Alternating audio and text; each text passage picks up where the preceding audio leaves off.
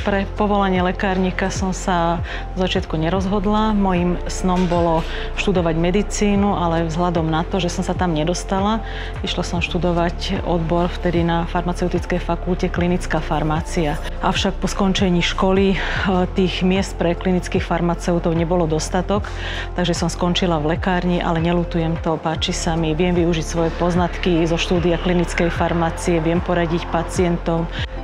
Farmácia pre mňa znamená celoživotné vzdelávanie. Bez toho to nejde. To sa mi na tom páči, že človek sa stále učí, dozvedá sa nové informácie o liekoch. Učím aj na strednej zdravotníckej škole farmaceutických laborantov v Nitre.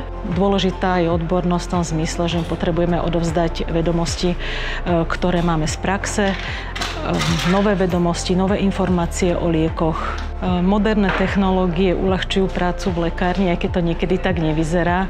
Čo sa týka lekárne budúcnosti, tak bola by som rada, keby sme mali rozšírené kompetencie napríklad pri predpisovaní liekov u pacientov, ktorí sú chronicky chorí, alebo už to očkovanie v lekárniach, na ktorom sa pracuje a ktoré by malo byť. Vyšetrenia ako CRP, tak práca lekárnika ma baví. Dôležitá je atmosféra na pracovisku. Radi chodíme do práce má človek chodiť s radosťou.